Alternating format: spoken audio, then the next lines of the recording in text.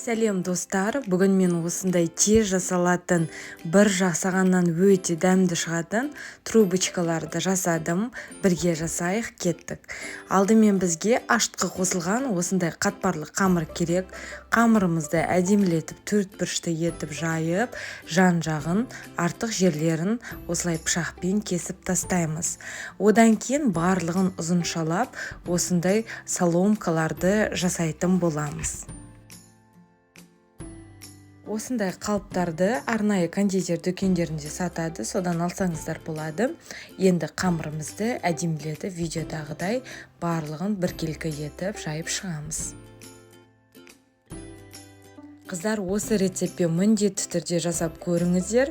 Кремі деген өте дәмді болып шығады. Барлықтарыңыздың көңілінен шығатынына сенімдімін. Енді пешімізді жақсылап қыздырып бастаймыз. Бетіне жұмыртқаның сарысына мен сәл ғана сүтті қосып араластырып, осылай трубочкалардың барлығының бетіне жағып шықтым. 25 минут 180 градуста беттері қызарғанша жақсылап пісіріп аламыз. Мінеки достар, біздің трубочкамыз көтеріліп бастады. Енді кремін әзірлейік. Ол үшін бізге суға қантымызды, лимон шырынын қосып, жақсылап барлығын 5 минут қайнатып аламыз.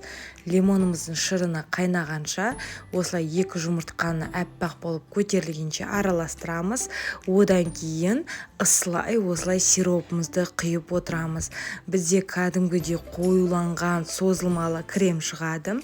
Біз бірақ кремді жасамас бұрын трубочкаларымызды жақсылап суытып алу керекпіз.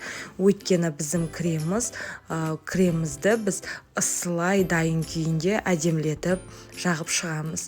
Мінеки видеода көріп тұрғандай созылмалы креміміз дайын болды. Енді оны кондитер қапшығына әдемілетіп салып, барлық трубочкалардың ішін әдемілетіп креммен толтыратын боламыз.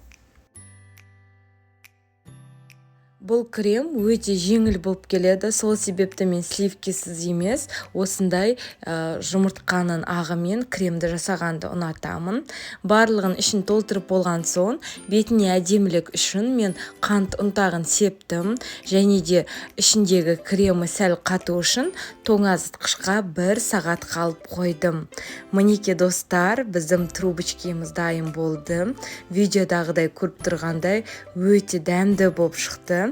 Сіздермен бірге болған Гаухар, ас болсын.